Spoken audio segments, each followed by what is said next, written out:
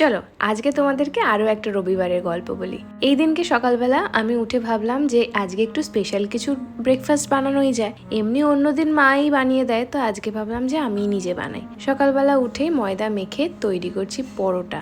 আর মায়ের হাতের পরোটাগুলো গোল গোল হয়, বাট এই তেকোনা পরোটার জন্য একটা অন্যরকম আলাদাই স্বাদ পাওয়া যায়।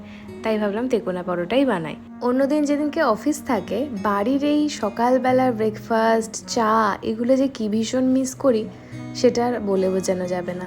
যারা আমার মতোই সকালবেলা কাজে বেরো তারা নিশ্চয়ই জানবে। তো যাই হোক, এরপর ব্রেকফাস্ট নিয়ে বসলাম আমি আর মা। আর একজনের কথা নাইবা বললাম, সে তো নিজের মতোই এসে আমার আর মায়ের মাঝেই তাকে বসতে হবে। ও অন্যদিনও তাই করে। রাত্রিবেলা শোয়াটাতেও ও তাই করে যে আমার আর মায়ের মাঝখানেই ওনাকে বসতে হবে এসে। কি জানি, ও হয়তো ভাবে যে ওর ভালোবাসা ভাগ হয়ে যাচ্ছে আমার সাথে।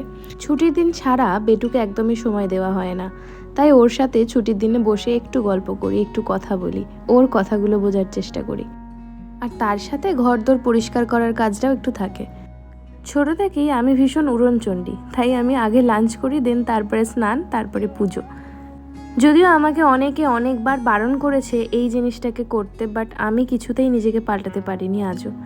বাপি রোজ এই টাইমটাতে ফল কাটে, তাই আজকে ছুটির দিন বলেই বসে পড়লাম কিছু ফল নিয়ে। এরপর বিকেলের দিকে বেরিয়ে পড়লাম অর্পণকে সাথে করে নিয়ে। আজকে যদিও তেমন কিছুই কাজ ছিল না, শুধু একটু হাঁটতে বেরিয়েছিলাম দুজনে মিলে। বেশ কিছুক্ষণ হাঁটতে হাঁটতে শরীরের দরকার পড়লো একটু হাইড্রেশনের। তারপরে চলে এলাম বাড়িতে।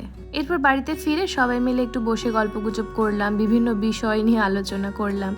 মায়ের সমস্যা শুনলাম, বোনপুকুরের সমস্যা শুনলাম, আমার সমস্যা বললাম। ব্যাস এইভাবেই কাটলো আজকের দিনটা। এরপর হচ্ছে কালকে অফিস, তাই দেখা হচ্ছে নেক্সট ভিডিওতে। টাটা।